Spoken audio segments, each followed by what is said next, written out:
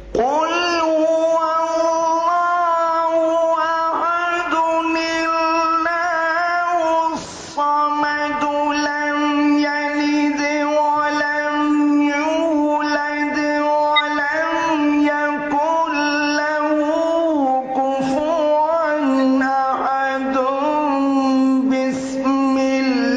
بسم الله الرحمن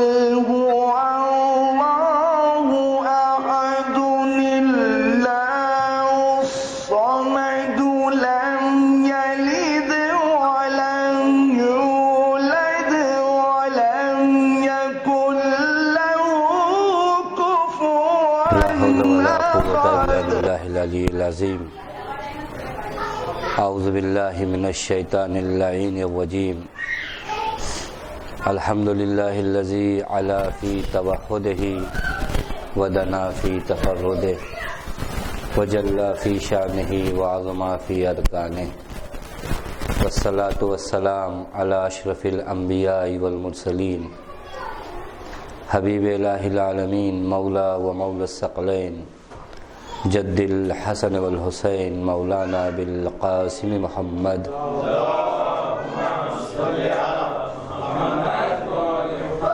وعلى اہل بیتہ الطیبین الطاہرین المعصومین المظلومین المنتجبین لا سیما بقیۃ اللہ فی الارضین واللعنة الدائمة الباقية العاجلة على أعدائهم أجمعين من الآن إلى يوم الدين. أما بعد فقد قال الله الحكيم بسم الله الرحمن الرحيم قل هو الله أحد الله الصمد لم يلد ولم يولد ولم يكن له كفوا أحد. صلوات على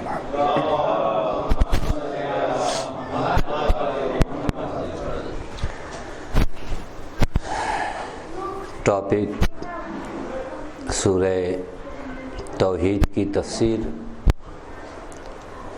آپ کے سامنے بیان ہو رہی تھی. اب تک جو باتیں آپ لوگوں کے سامنے بیان ہوئی وہ قل ہو اللہ احد کے سلسلے میں کچھ باتیں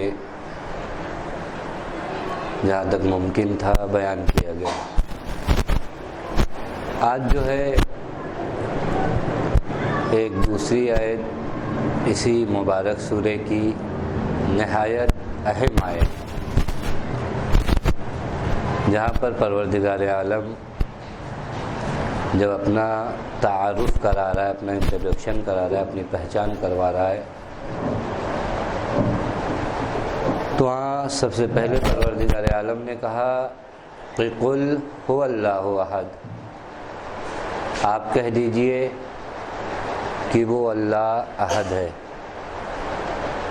دوسرا مرحلہ جو آتا ہے وہ یہ کہ اللہ الصمد، اور اللہ صمد ہے اور بے نیاز ہے.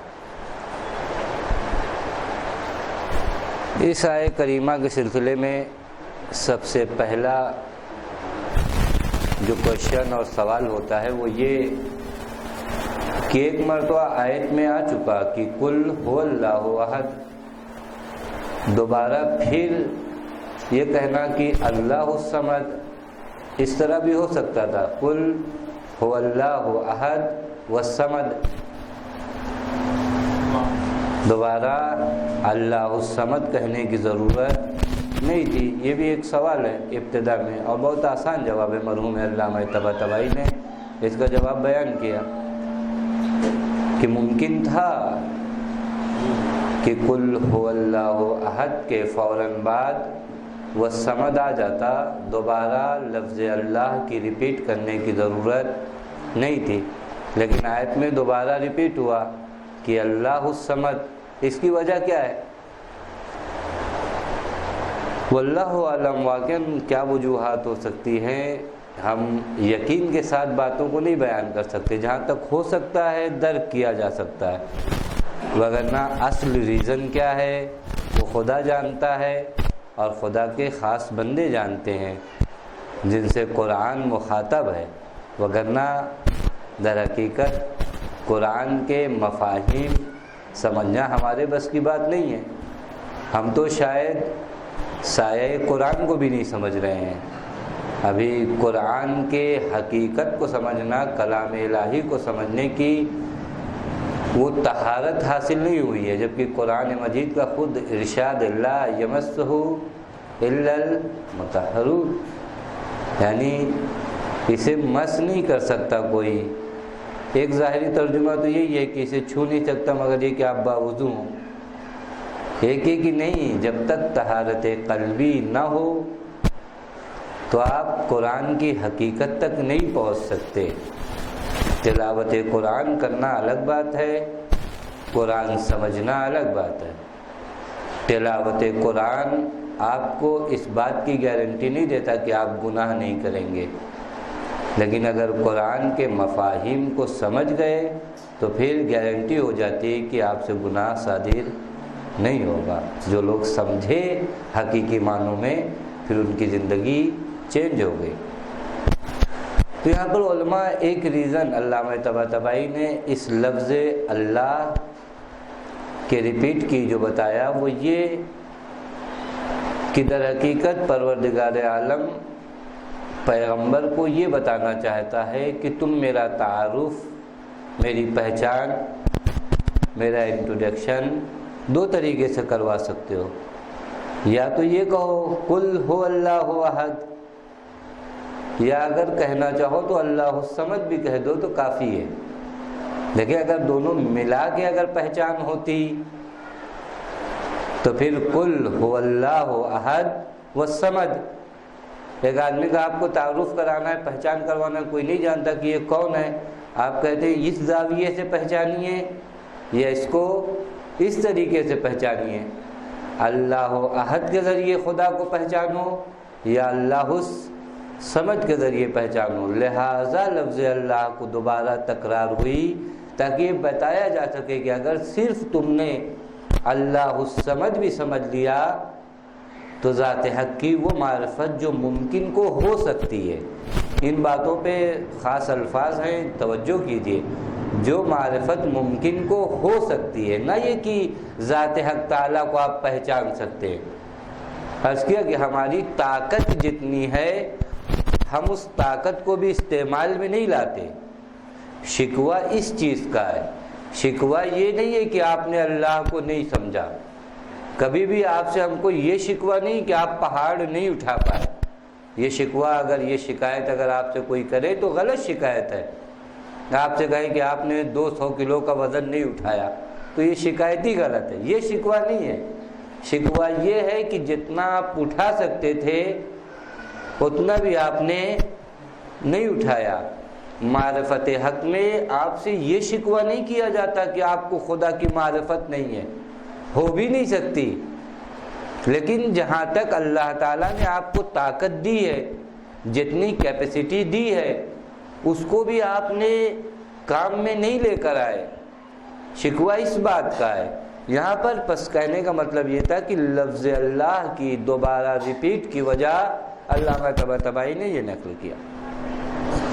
دوسرا سوال جو اس آیت کے ذریعے اور اس آیت کے ذیل میں ہوتا ہے وہ خود لفظ الصمد کا کیا معنی ہے۔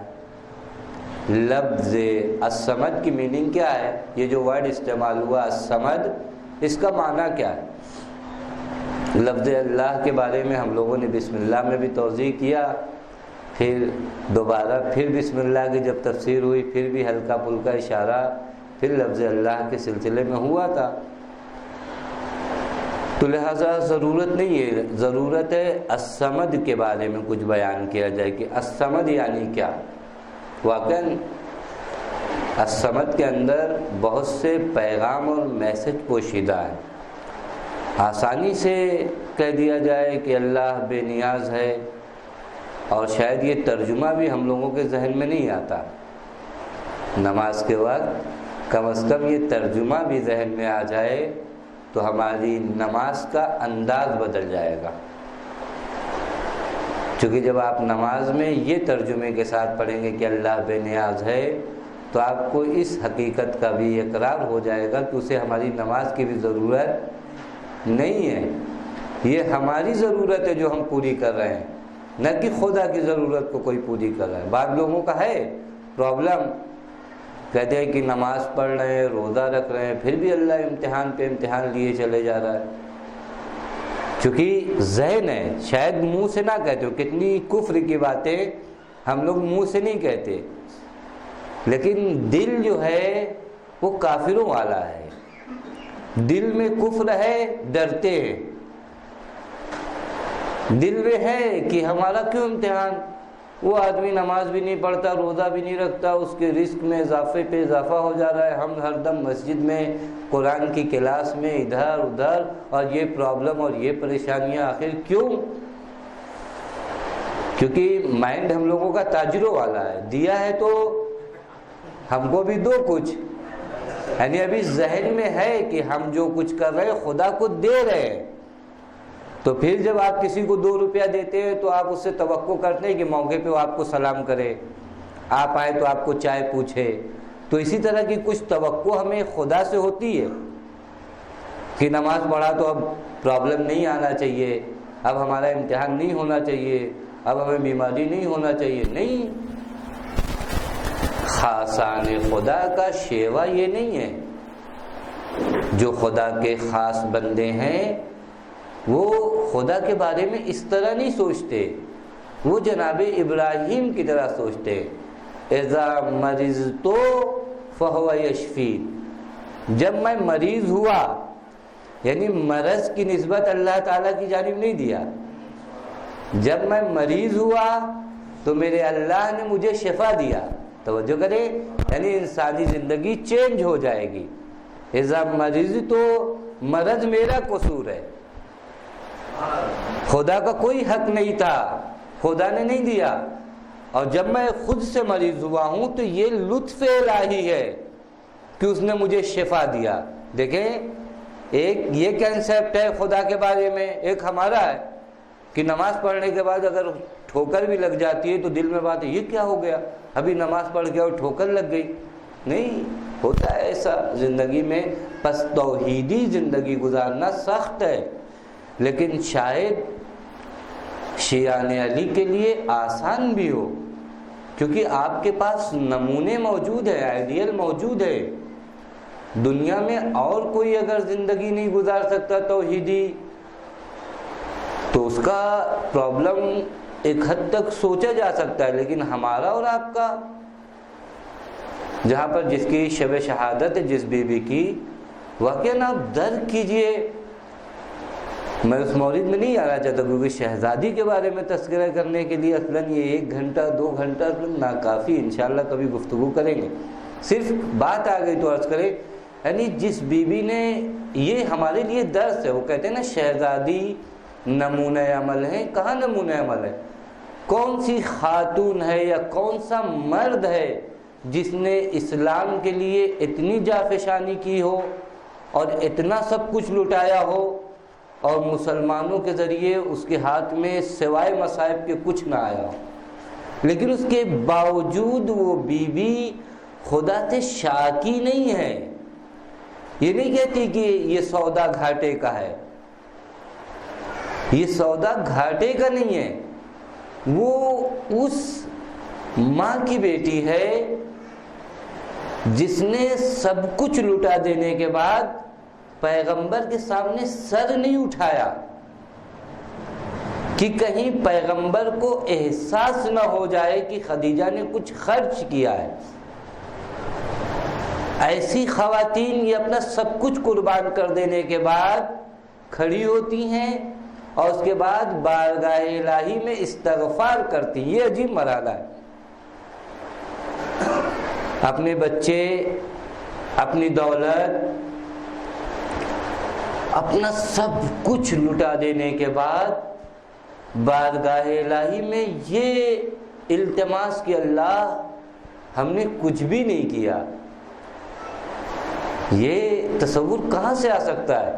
یہ کون سی توحید ہے جس کے بارے میں سوچا بھی نہیں جا سکتا؟ یعنی اسلام پر تمام احسانات کرنے کے بعد اپنی عاجزی کا اظہار کرنا کہ ہم نے کچھ بھی نہیں کیا، اور شاید نہیں یقیناً جو اس بیوی کی آغوش میں پلے گی بیٹی وہ حسین جیسے بھائی کے جنازے کے پاس پہنچ کے کہے گی میرے اللہ اس قلیل قربانی کو ہم سے قبول کر۔ کس کو؟ قلیل قربانی۔ امام حسین علیہ السلام جیسی ذات کو قربان کرنے کے بعد زینب اولیاء مقام کہتی ہے یہ مختصر قربانی کوئی معمولی نہیں ہے۔ حسین سید شباب اہل الجنہ ہے، حسین روح کائنات ہے، حسین وجہ کائنات ہے، حسین قربان ہو جائیں۔ لیکن جو حق تعالیٰ کو پہچانتا ہے، شہزادی کی توحید دیکھیے، چونکہ معرفت حق ہے لہذا جب اس بارگاہ میں حسین مظلوم کی قربانی لے کر جاتی ہیں تو اس بارگاہ کے سامنے یہ قربانی بھی قلیل لگتی ہے۔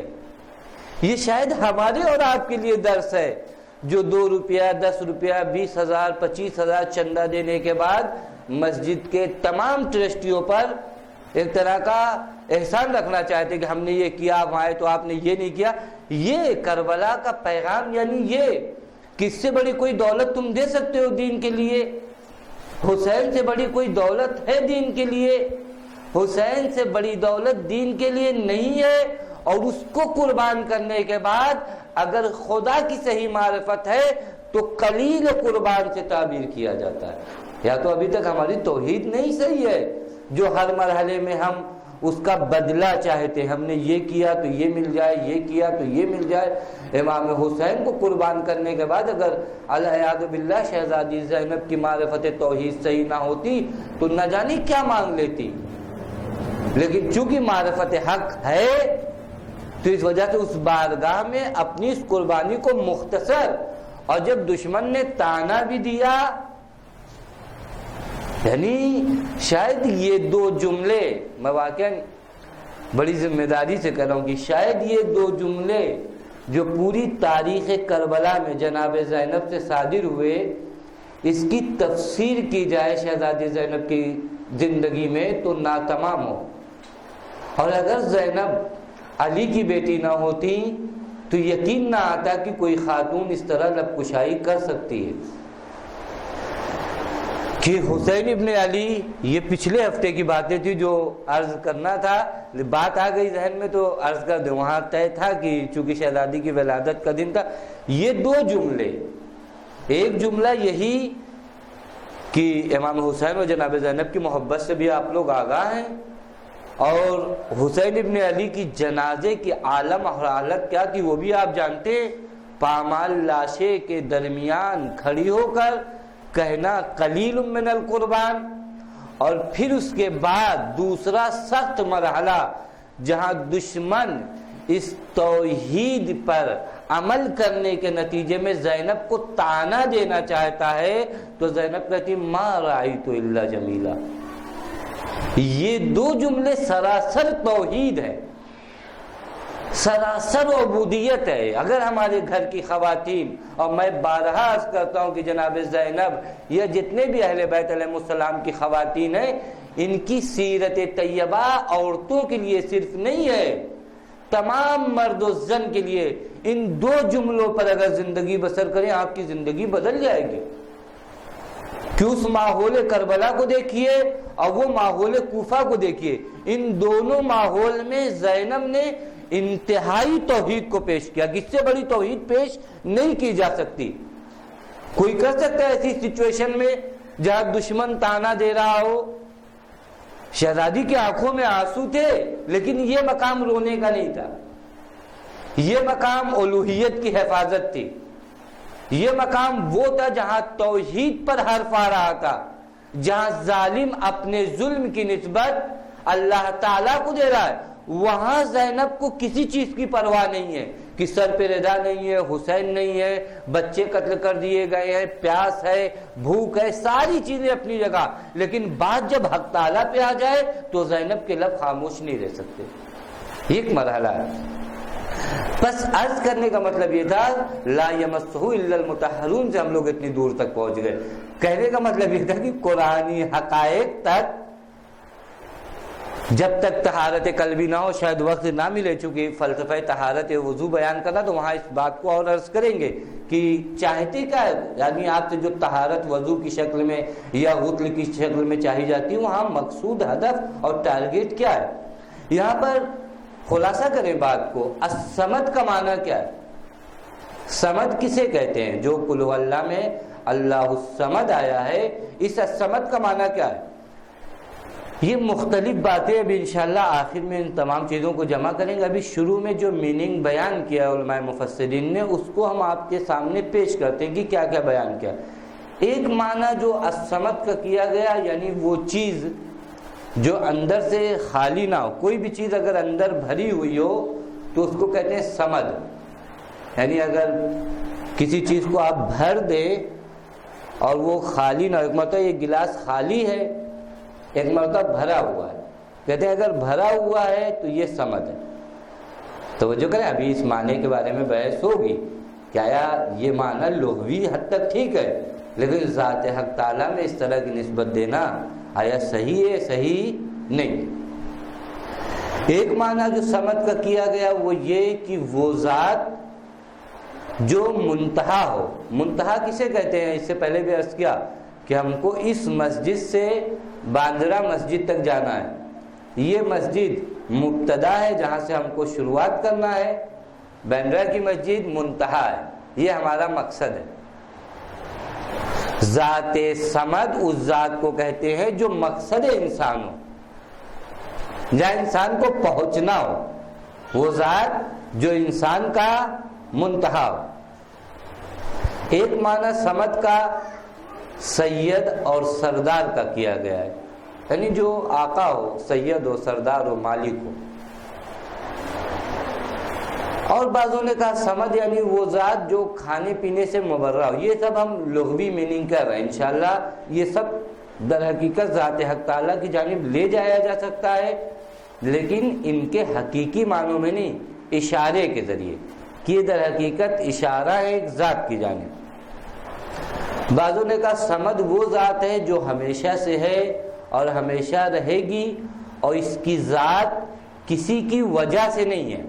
دیکھیں ہماری بھی ذات ہے، اللہ تعالیٰ کی بھی ذات ہے، لیکن ہماری ذات میں اور حق تعالیٰ کی ذات میں فرق یہی ہے کہ ہم، یہ فلسفی اصطلاح، ہم قائم بغیر ہیں، وہ قائم بے نفسے ہے. یعنی کیا؟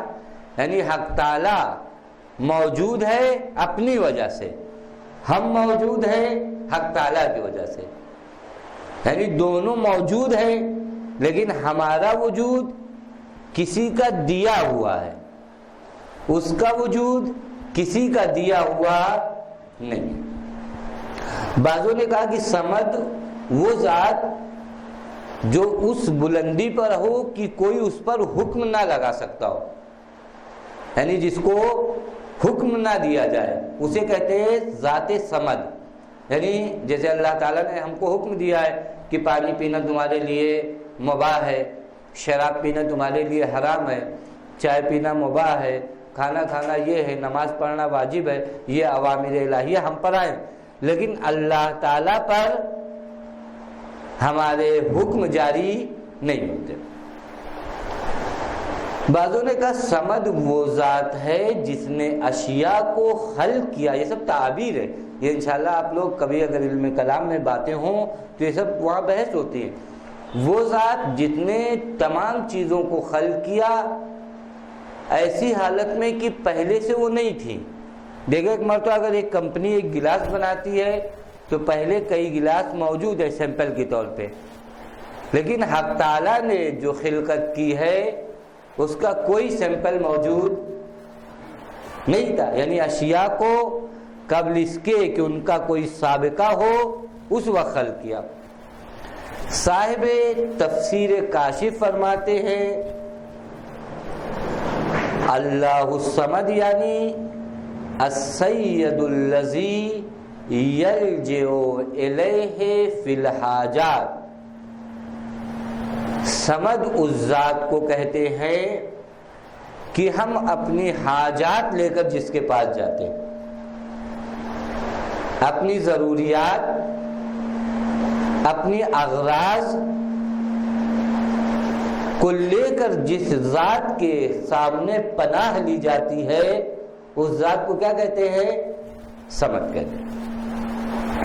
اور کہتے ہیں کہ والمراد بہی ہونا الغنا عن کل شیء ویفتقر الیہ کل شیء۔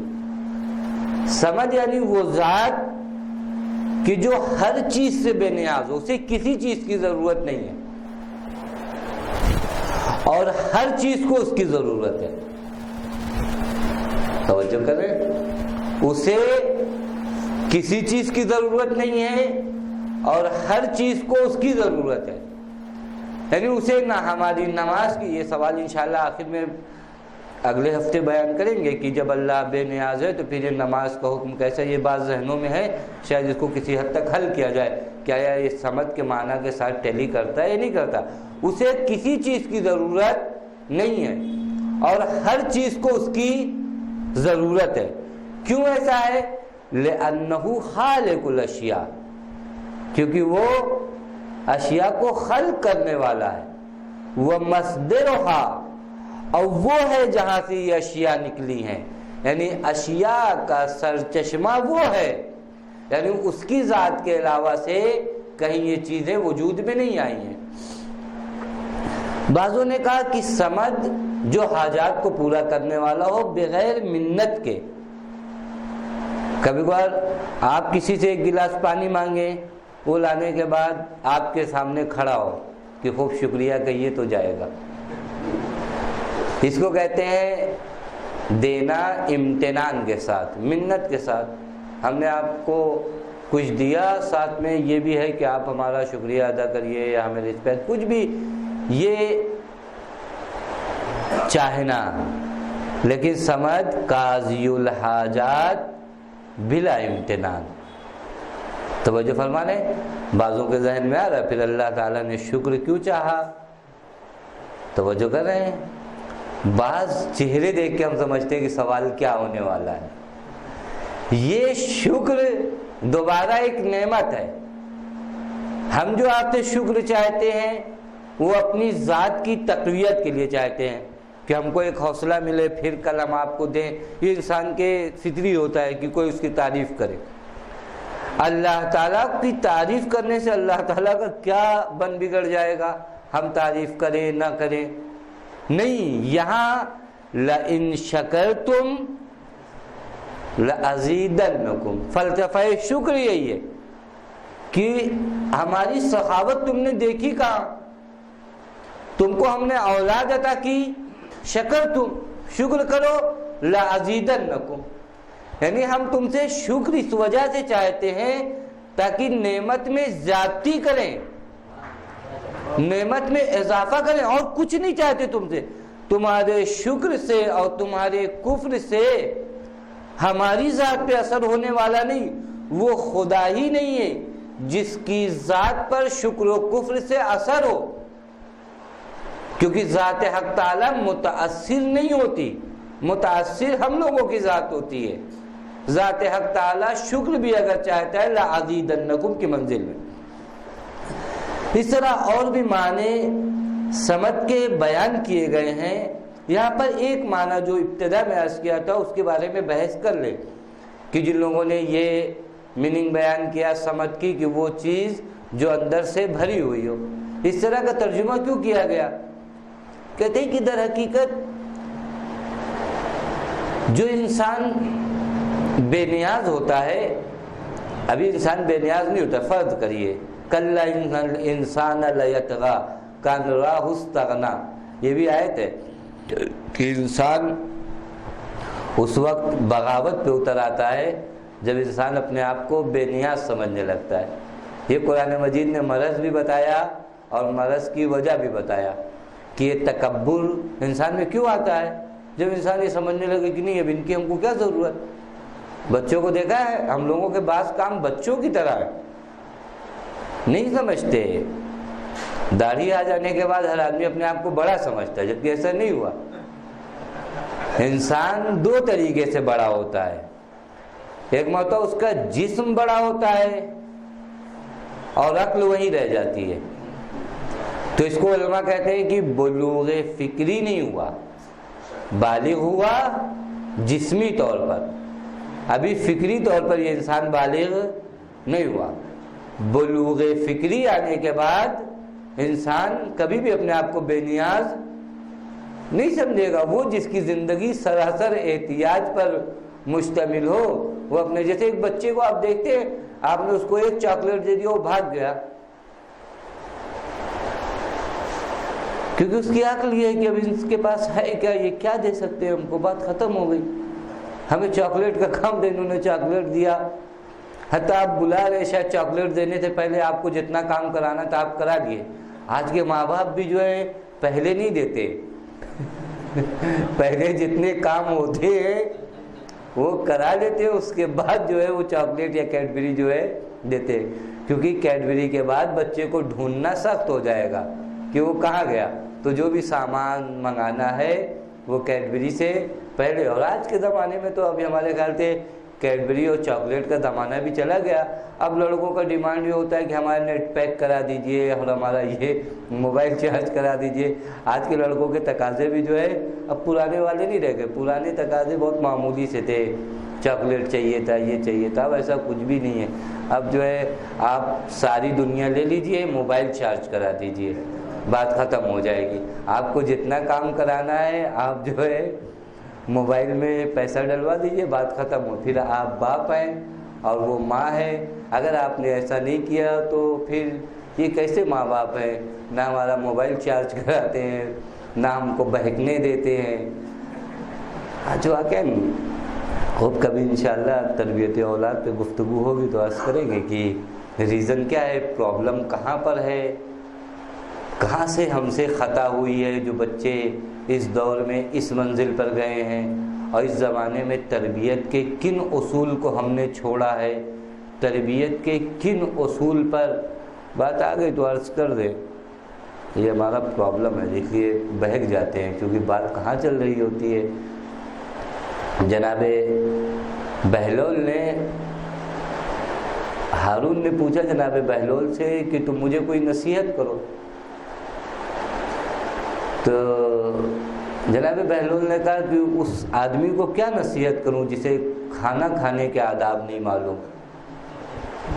بادشاہ کو اگر کوئی کہہ دے کہ آپ کو کھانا کھانے کے آداب نہیں معلوم تو بات سخت ہو جاتی ہے۔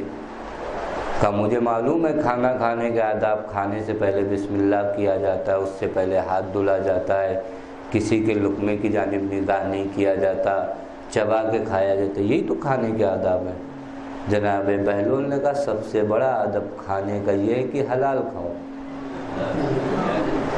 یہ 1000 مرتبہ بسم اللہ اگر حرام کھانے پہ کریں گے تو اس کا کوئی فائدہ نہیں۔ ہم لوگوں کا پرابلم یہ ہے کہ ہم اپنے بچوں کو یہاں کام کر رہے ہیں، توجہ کریں، کہتے ہیں مولانا ہاتھ بھی دھلوایا، بسم اللہ بھی کروایا، دسترخوان پہ بھی بیٹھا لا۔ ابھی آج بات بھی ہو رہی تھی، خوشی ہوتی، بعض لوگ اس طرح کے مسائل پوچھتے ہیں تو واقعی اتنی دقت ہے۔ ابھی ایک صاحب نے ہم سے پوچھا کہ اس حد تک اگر ہمارا پرابلم ہو کہ اگر کوئی روڈ پہ غصبی جگہ پہ بیچ رہا ہو اور وہاں سے سامان خریدنا ہمارے لیے کیا، انسان یہاں تک اگر سوچے تو واقعی پھر اولاد کی پرورش ہوتی ہے، پھر اولاد کی تربیت ہوتی ہے۔ ہم لوگ سارے آداب اس طرح کے ظاہری انجام دیتے ہیں ہارون کی طرح، پھر اس کے بعد کہتے ہیں اثر نہیں ہو رہا ہے، مجلسوں میں بھی جا رہا ہے، نہیں، وہ جو مین چیز جہاں سے اثر ہونا تھا اس پہ دھیان ہی نہیں دیا۔ یہ کھانا جو بسم اللہ کے ساتھ آپ نے کھلایا، یہ کسی غریب کا حق لے کر آئے تھے یا اپنا حق لے کر آئے تھے؟ جناب بہلول نے کہا سب سے بڑا ادب کھانے کا یہ ہے کہ اپنا کھاؤ، حلال کھاؤ، 1000 مرتبہ بسم اللہ پڑھو اور 1000 مرتبہ ہاتھ دھو۔ ایسے ہاتھ دھونے اور ایسے بسم اللہ پڑھنے سے کوئی فائدہ نہیں ہے۔ تربیت کا آج کے زمانے میں جہاں تک ہم نے ابھی تک، آپ لوگ شاید ہم سے بہتر جانتے ہو، ہم نے جو تحقیق کیا، جو سب سے بڑا پرابلم جو تربیت کی راہ میں آ رہا ہے وہ رزق حرام ہے۔ ماحول ہے، کلچر اور سوسائٹی کا اپنا اثر ہے، لیکن جو ایک بہت بڑا پرابلم ہے وہ سب چیز پہ دھیان ہے. اچھے اسکول میں پڑھے، اچھا پہننے، آنے پہ لوگوں کو سلام کرے، جانے پہ خدا حافظ کرے، اور اب تو یہ سب بھی ختم ہو گیا، آنے پہ بھی گڈ مارننگ اور جانے پہ بھی گڈ نائٹ. اس طرح ہم لوگ اس طرح زیادہ مروب ہوتے ہیں. اگر سلام و خدا حافظ ایسا لگتا ہے کہ یہ کون سی بات ہوئی، پچھڑے والے زمانے کی باتیں، لوگ کیا کہیں گے کہ کون سے کلچر اور کون سی سوسائٹی کے ابھی ان کے کیا سلام چلتا ہے. دیکھو، یعنی جو چیز ہمارا افتخار تھا آج اس کو ہم لوگوں نے توہین. مطلب اگر ملا دوست سے اور سلام کیا تو ارے سلام کرتے ہیں، آپ کو ہائے ہیلو کرنا چاہیے تھا. سلام یعنی کیا ہوتا ہے؟ یہ پرانے مولویوں کی بات، یہ بات ختم ہو گئی. زمانہ سا ہم لوگوں سے بھی لوگ کہتے ہیں کہ یہ آپ لوگ وہی پرانے زمانے کا سلام علیکم لے کر بیٹھے ہیں. عجیب ہے واقعی. تعصب ہم نے ایک مرتبہ عرض کیا تھا کہ تعصب بہت زیادہ ہم لوگوں کے پاس ہے، لیکن مولا کائنات نے نہج البلاغہ میں تعصبات کو گنوائے ہیں کہ بعض جگہوں پر تعصبات اچھے، تعصب اچھی چیز ہے، لیکن تعصب دین میں، آپ کا دین کوئی چھین رہا ہو وہاں تعصب کریے، اپنے دین کو مت جانے دیجیے. ہمارے یہاں خاندانی تعصب ہے، نسل کا تعصب ہے، رنگ کا تعصب ہے، محلے اور ایریے کا تعصب ہے، گاؤں اور شہر کا تعصب ہے، حتیٰ مسجدوں اور امام باڑوں کا تعصب بھی اب نیا ہو گیا، انجمنوں کا تعصب بھی ہو گیا، علم اور تعزیے کا بھی تعصب ہو گیا کہ ان کا علم وہ والا ہے 110 فٹ کا، ہمارا تو 112 فٹ کا ہے. اس طرح کے تعصبات یہاں تک بھی آ گئے. لیکن جہاں تعصب نہیں آیا وہ دین. جب کوئی ہم سے ہمارا دین چھینتا ہے ہم بہت آسانی سے دے دیتے ہیں، ہاں یہ دین ہے، اور پھر اس کے بعد بہانہ بھی مل جاتا ہے کہ ہاں ہم کیا کریں، نقاب تو ہمارے گھر کی عورتیں پہننا چاہتی ہیں لیکن سوسائٹی اجازت نہیں دیتی، کلچر اجازت. اسلام نے کہا ہے ایسی جگہ سے ہجرت کر جاؤ جہاں پر تم کو دین پر عمل کرنے کی اجازت نہ ہو. یعنی ایسی جگہ رہنا تمہارا صحیح نہیں ہے، تم ہجرت کر جاؤ. اگر تم کو ایک اچھے ایریے میں پرابلم ہو رہا ہے کہ تمہاری لڑکیاں بے حجاب نکلے تو اس ایریے میں رہنا تمہارا حرام ہے، اس ایریے سے نکل جاؤ. لیکن یہاں تعصب بہرکیف نہیں ہے. خوب اللہ سے دعا کریں گے. بات سمت کے معنی میں، وہ جو معنی بیان کیا سمت کا، چونکہ آدمی کو ہلکا سے بھی بخار ہو تو مسلمانوں کا عقیدہ ہے کہ پیغمبر بہک جاتے ہیں، تو ہم بھی آج جو ہے اسی طرح کی باتیں کریں گے. کہاں بات کرنا ہے، کہاں کر رہے ہیں. لیکن ڈاکٹر صاحب آ گئے، خوشی اس بات کی ہے. سمت جو ہے، سمت کا جو معنی کیا کہ وہ چیز جو پہلے سے بھری ہوئی ہو. یہاں پر علماء نے کہا کہ یہ معنی ایک طریقے سے صحیح ہو سکتا ہے. وہ کیسے؟ ہم اس کے ریئل معنی کو من نہیں لیں. ہم یہ نہیں کہیں کہ سمت کا یہی ریئل معنی ہے اور یہی حق تعالیٰ پر ثابت ہوتا ہے. نہیں، اشارے اور کنائے ہوتے ہیں نا. یہاں پر در حقیقت اشارہ کیا گیا ہے کہ جس طرح جو چیز بھری ہوتی ہے اب اس میں کوئی چیز اور جانے کی گنجائش نہیں ہوتی ہے، اسی طرح ذات حق تعالیٰ میں اب کوئی اور اثر کی گنجائش نہیں ہے. یعنی پہلے سے یہ ذات تمام کمالات کی موجودگی میں اب یہ کہنا کہ اللہ تعالیٰ کو آج نیا علم ہوا ہے ہم لوگ نہیں کہہ سکتے. اور لوگ کہتے ہیں، وہ لوگ تو یہاں تک کہتے ہیں کہ ہمارے ہی علماء از میں دین الٹا ہو گیا. ہم لوگ یہ مانتے تھے کہ آسمان سے دین آتا ہے، کچھ لوگ کہتے ہیں کہ زمین سے آسمان پہ جاتا ہے. وہ اپنا اپنا دین ہے. بعض لوگ یہاں سے دین پروڈکٹ کرتے ہیں، صحیح، ان کی اپنی یہاں کمپنی ہے دین کی. کسی کے بارے میں بھی شیر کوف کا فتویٰ لگا سکتے. چونکہ ایام فاطمیہ چلتا ہے تو دماغ خراب ہو جاتا ہے، کیونکہ جتنے مظالم شہزادی کبریٰ پر ہوئے اور اس کے بعد یہ امت خاموش ہے، اس کا مطلب اس امت کی بے غیرتی کی انتہا ہے کہ اگر کسی کی مدحت کا دم بھر رہے ہوں اور اس کی اکلوتی بیٹی پر ظلم ہو اور آپ ظالم پر لعن و تبرہ کہتے ہوئے اس وجہ سے ڈرے کہ وہ یہ تھے وہ تھے، تو ہم نہیں مانتے کہ آپ مسلمان ہیں. یا آپ کو پیغمبر سے حقیقی محبت ہے؟ یہ شعار محبت ہے۔ پس اس طرح ایک ترجمہ جو ہے اس کو صحیح کیا جا سکتا ہے۔ یاد ہے علامہ طباطبائی نے جو صمد کا معنی کیا، جب بھی تھک جائیے گا بتائیے گا، صلوات پڑھے محمد والا۔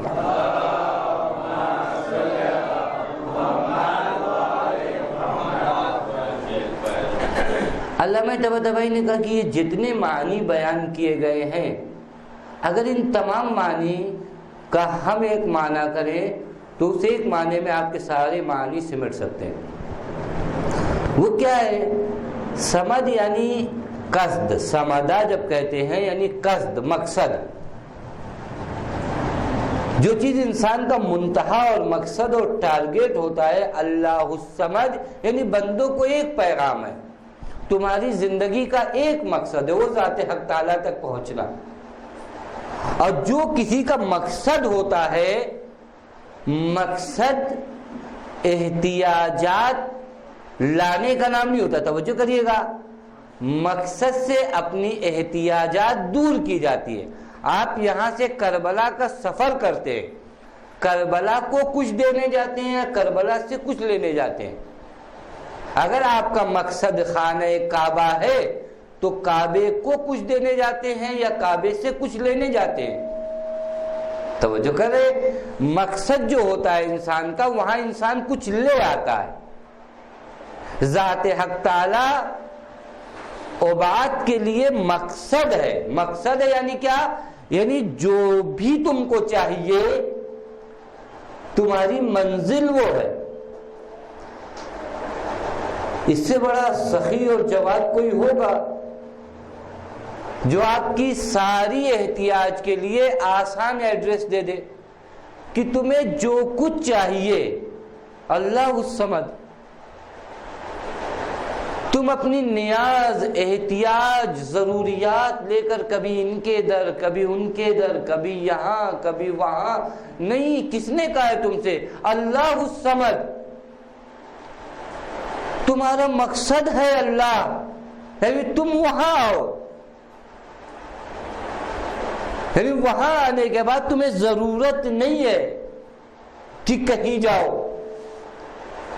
دیکھیں بعض جگہوں پر آپ، کیونکہ جہاں پر بھی خزانے میں کمی ہونے کا احساس ہوتا ہے، کبھی کبھار دیکھا ہے ہم لوگوں نے بھی کہ اگر کسی نے پیسہ دیا مومنین میں تقسیم کرنے کے لیے، تو اگر محدود پیسہ ہوتا ہے تو ہوتا ہے کہ بہت زیادہ لوگوں کو اطلاع جو ہے نہ ہونے پائے، لمیٹیڈ لوگ لے کے آ کر چلے جائے، اگر وہ بھی بانٹنا ہوا تو، نہیں تو یہ لمیٹیڈ لوگوں کو بھی نہیں پتہ چلے گا۔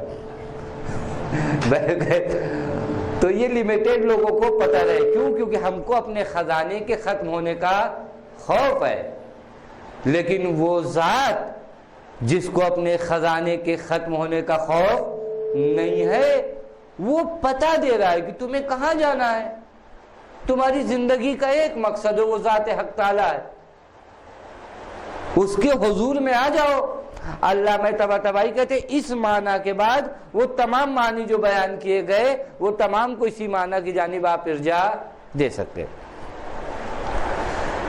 ایک نقطہ جو اہم ہے اس مقام پر وہ یہ کہ ان دو آیات میں، یہ بھی علامہ طباطبائی کی تعبیر سے بہت زیادہ ٹیلی کرتا ہے کہ اب چونکہ آسان ہو گیا ہمارے لیے، اس سے پہلے والے ہفتے میں توحید ذاتی اور توحید افعالی بیان کر چکے تھے، لہذا آسان ہے۔ یہ جو اس کو سورہ توحید کہتے ہیں، شاید ایک وجہ یہ بھی ہو کہ اس میں توحید ذاتی کا بھی ذکر ہوا اور توحید افعالی کا بھی ذکر ہوا۔ قل ہو اللہ احد، یعنی ذات حق تعالیٰ کے لیے توحید ذاتی ثابت ہے۔ دوسرا کیا؟ اللہ الصمد، یعنی توحید افعالی۔ توجہ کریں، توحید افعالی یعنی کیا؟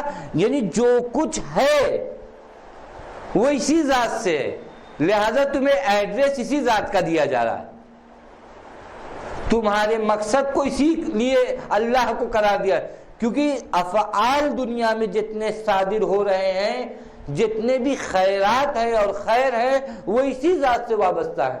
تو علماء بیان کرتے ہیں کہ دو آیت دو آیت میں توحید کی دو قسم، پہلی آیت میں توحید ذاتی، دوسری آیت میں توحید افعالی ہے. اس کی توضیح کرنے کی ضرورت نہیں کہ توحید افعالی کیا، یعنی کوئی اور ذات نہیں ہے جو قابل اثر ہو حق تعالیٰ کے علاوہ. اثر صرف ذات حق تعالیٰ کے لیے ہے یا اس ذات سے وابستگی کی صورت میں کچھ افراد کو حاصل ہوا ہے لیکن اثر استقلالی نہیں ہے. یہ ہمارا عقیدہ ہے. اسی وجہ سے ہم توسل کو حرام نہیں مانتے. توجہ کریں، یہ ایک بحث ہم لوگوں نے اس سے پہلے باندرا میں کیا تھا جب یہاں بحث آئی تھی ایاک نعبد و ایاک نستعین پر، تو توسل کی ایک بحث ہوئی تھی کہ آپ جو شرک کا الزام لگا رہے آپ نے توسل کو نہیں سمجھا. ہم جب اہل بیت علیہ السلام سے مانگتے ہیں تو یہ سوچ کر نہیں مانگتے کہ حق تعالیٰ کے مقابلے میں یہ بھی ایک ہے، ان سے بھی لیا جا سکتا ہے. ہم ترتیب ہے، دیکھیں بعض چیزیں ہوتی ہیں، بعض اصطلاحات ہیں، وہ ہمارے پرابلم ہے کہ یہ چیز دو موبائل اور یہ کاپی یہ آپس میں عرض میں ہے. اس کو کیا کہتے ہیں؟ عرض میں، ایک دوسرے کے مقابلے میں. بعض چیزیں ہوتی ہیں اس طرح، یہ دونوں سچویشن اور حالت میں فرق ہے. یہ عرض ہے، یہ طول ہے. حق تعالیٰ اور اہل بیت کو ہم اس طرح مانتے ہیں، اس طرح مانتے تو شرک تھا، اس طرح مانتے ہیں تو توسل ہے کہ وہ اثر حق تعالیٰ کی جانب سے انہیں دیا گیا، پھر چونکہ ذات حق تعالیٰ کے سامنے ان کی اہمیت ہے لہذا انہیں واسطہ قرار دیتے ہیں. اور یہ انتہائی توحید ہے کہ ہم اہل بیت کا احترام اس وجہ سے کرتے ہیں کہ حق تعالیٰ نے انہیں محترم بنایا. یعنی ہم کسی کو محترم بھی نہیں جانتے جب تک حق تعالیٰ اسے محترم نہ بنائے. اس سے بڑی توحید کہیں ہے؟ یعنی ہم شہزادی کو محترم مانتے ہیں اس وجہ سے کہ یہ رتبہ حق تعالیٰ نے دیا. ہم پیغمبر کو محترم اس وجہ سے مانتے ہیں کہ رتبہ پیغمبر کو اللہ تعالیٰ نے دیا. ہم مولا کائنات کا احترام اس وجہ سے کرتے ہیں کہ حق تعالیٰ نے یہ رتبہ دیا. ہم سے بڑا موحد ہے کوئی کائنات میں کہ ہم کسی کو محترم بھی اس وقت مانتے ہیں جب حق تعالیٰ اس کے احترام کی تصدیق کر دے. ہمارے یہاں احترام سقیفہ سے نہیں بڑھتے، ہمارے یہاں احترام لوح محفوظ سے آتے ہیں. وہاں سے جو احترامات آتے ہیں ان احترامات کو ہم قبول کرتے ہیں. سمت کے کچھ معنی روایت کی روشنی میں بیان کرنا تھا، لیکن 5 منٹ 1 گھنٹے میں باقی ہے اور ڈاکٹر صاحب آ گئے تو ہم سوچ رہے دوا بھی لے لیں. اور 5 منٹ غالباً جو ہے مصائب کے لیے جو ہے معین کریں کیونکہ شب شہادت ہے.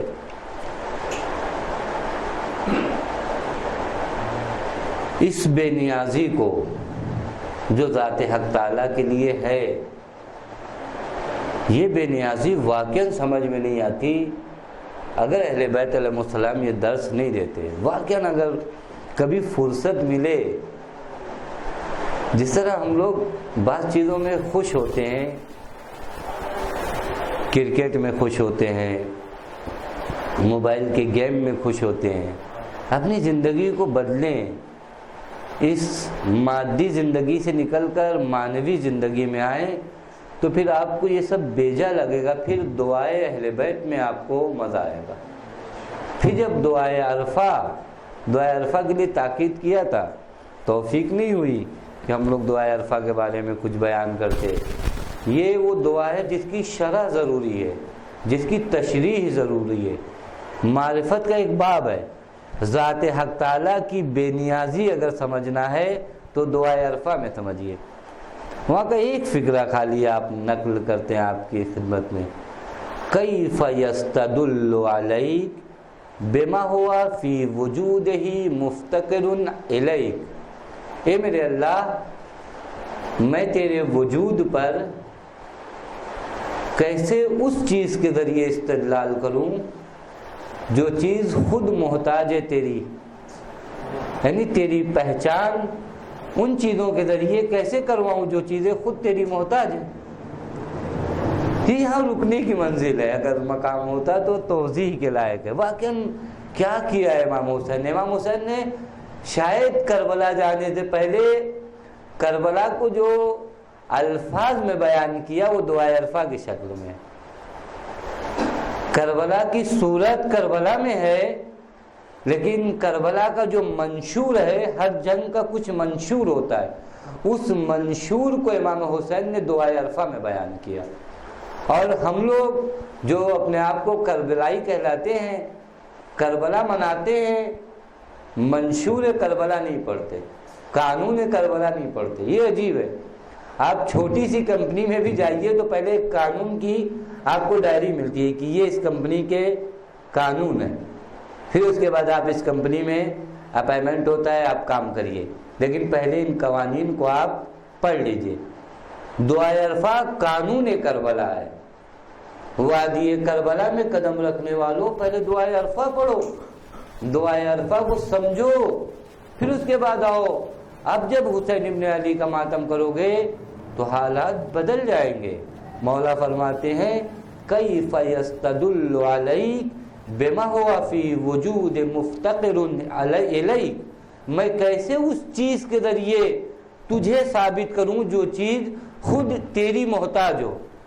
ایکون لغیرک من الظہور ما لیس لکا حتی یکون هو المظہر لکا، آیا کوئی چیز روشن ہے، کسی چیز کے اندر یہ نور ہے کہ وہ آئے تیری ذات کو پہچنوائے؟ تجھ سے زیادہ کوئی چیز ظاہر ہے کہ میں تجھے اس سے پہچانوں؟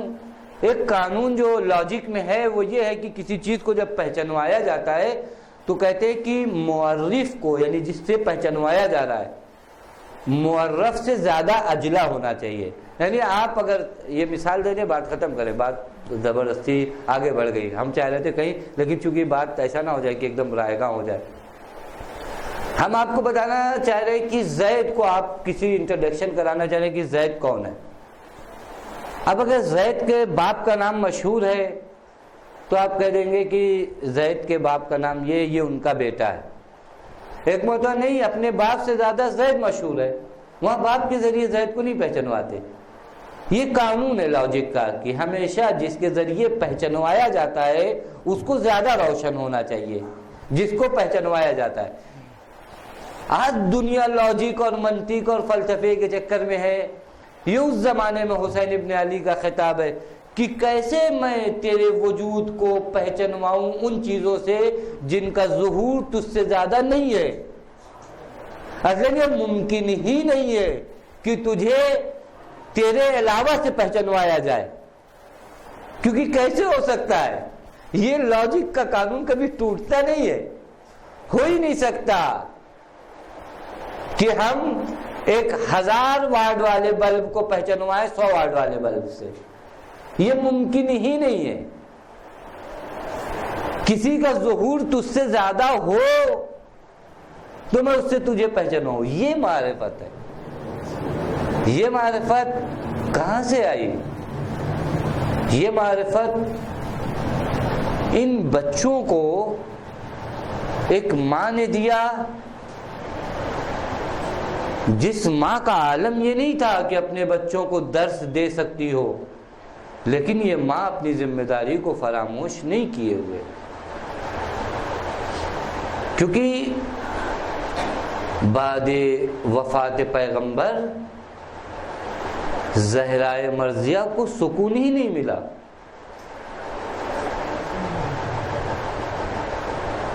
عجیب ہے واقعاً، شہزادی کا مصائب کبھی کبھار یہ کہتے ہیں صرف سوچا جائے کہ ہوا کیا، کہ کوئی خاتون ہو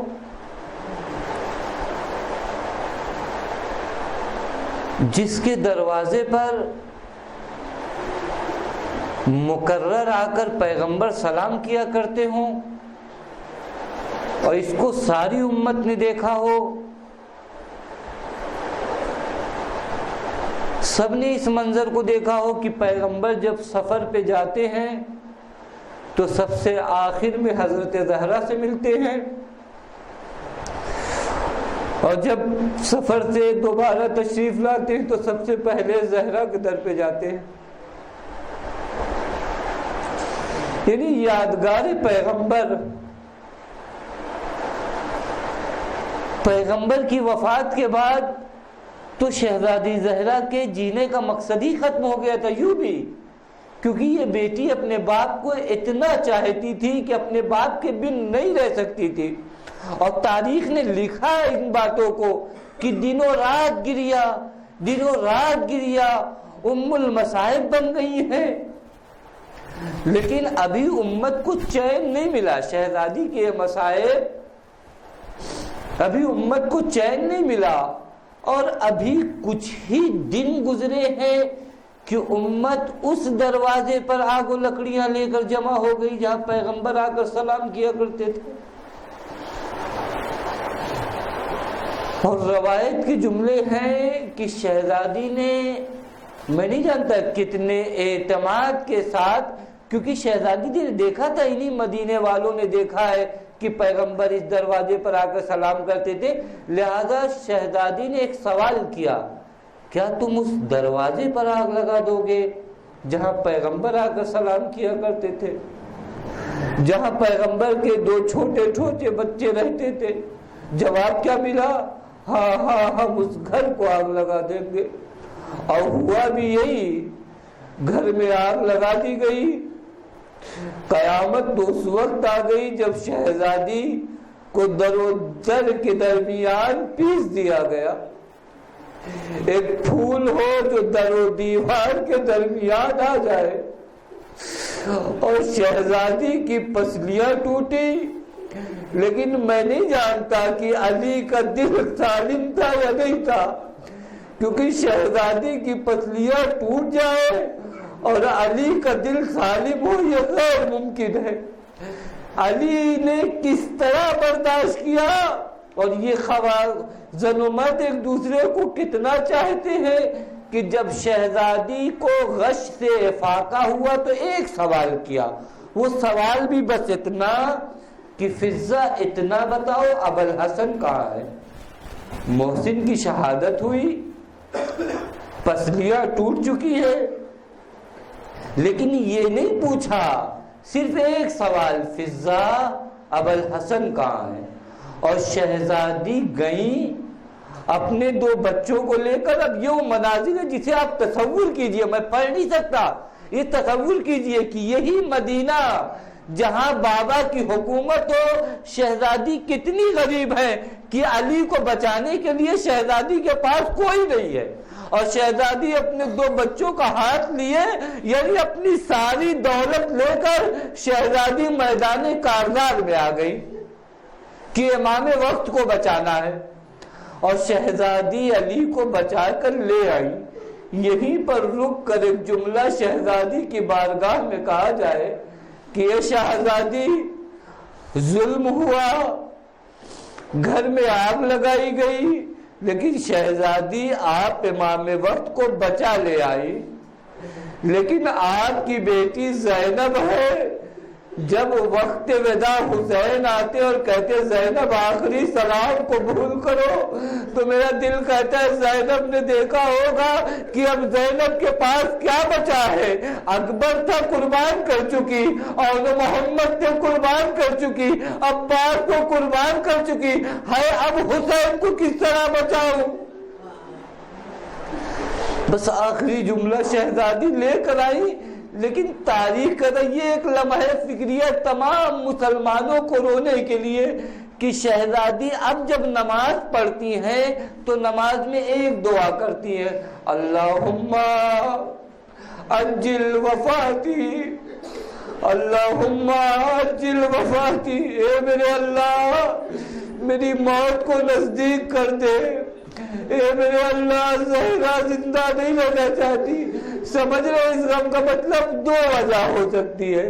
ایک تو علی کی مظلومیت نہیں دیکھی جاتی اور دوسرا وہ درد ہے. علماء بیان کرتے ہیں اگر پسلیاں ٹوٹ جائے, ایک ہڈی ٹوٹ جائے اگر پسلی کی, تو انسان جب سانس لیتا ہے جان نکل جاتی ہے. اگر کسی کی پسلیاں ٹوٹ گئی ہو, اب ہر سانس ایک موت لے کر آ رہی ہے, اور شہزادی اس درد کا اظہار بھی نہیں کر سکتی علی کے سامنے. لہذا دعا ہے اللہم عجل وفاتی. کبھی ایک ماں یہ دعا نہیں کرتی جس کی چھوٹی چھوٹی بچیاں ہو سکتا ہے بچے پل جائے, لیکن بچیوں کو ماں کی بڑی ضرورت ہوتی ہے. زینب و ام کلثوم کا بھی اتنا سن نہیں ہے کہ ماں کے بغیر رہ لے, لیکن نہ جانے شہزادی کے دل پر وہ کون سی مصیبت ٹوٹی تھی کہ جس کے بعد صرف ایک دعا کیا, اللہم عجل وفاتی.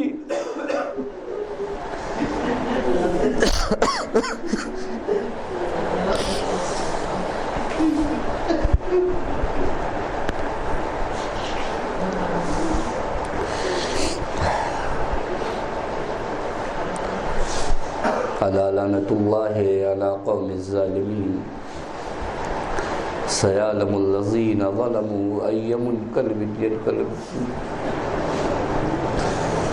انا للہ و انا الیہ راجعون. رضا بقضائہ و تسلیما لامرہ.